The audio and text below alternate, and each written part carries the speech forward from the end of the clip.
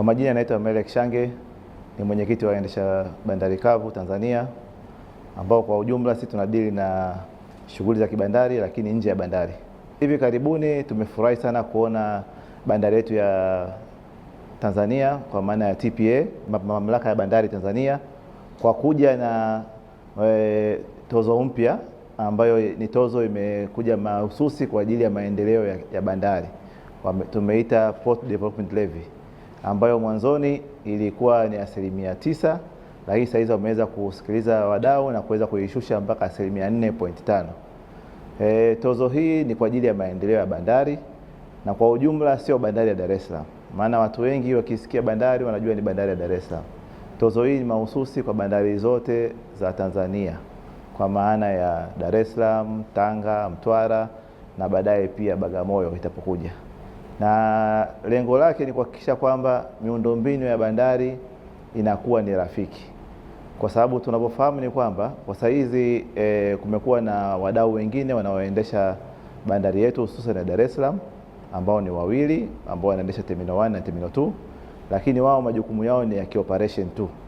Miundombinu bado iko chini ya mamlaka ya bandari Tanzania TPA. Kwa hivyo jukumu la maboresho, jukumu la kupanuzi bado liko chini ya TPA.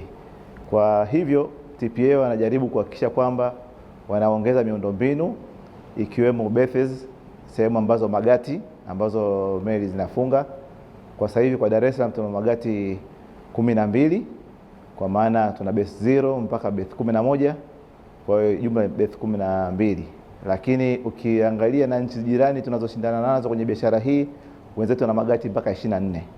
Sasa namna gani ya kuweza kufidia haya magati 12 na mengineo zaidi? Ni lazima kuwe kuna tozo ambayo itatusaidia kama Watanzania ili tuweze kuwa proud kwamba tumefanya sisi wenyewe, tusitegemee mikopo. Hii tozo itasaidia sana kuhakikisha kwamba hizo berth za ziada zinajengwa hapa Dar es Salaam, berth za ziada zinajengwa Tanga, berth za ziada zinajengwa Mtwara, na pia hata upanuzi wa berth za ziada Bagamoyo.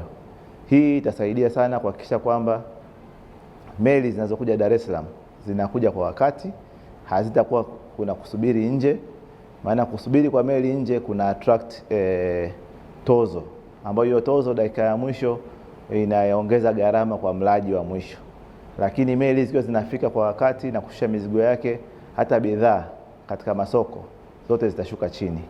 Kwa hiyo na pia ajira zitaongezeka, sababu hizo magati itakaojengwa Dar es Salaam, magati itakaojengwa Tanga, inamaanisha kwamba mzigo utaongezeka na watendaji watabidi waongezeke, ambao watakuwa wanatumika katika kuhudumia hizo shehena, hususan sisi bandari kavu. Maana yake tutapata mizigo zaidi, na bandari kavu tukipata mizigo zaidi, maana yake pia na sisi tunatoa ajira zaidi kwa watu wetu. Mimi nawapongeza TPA.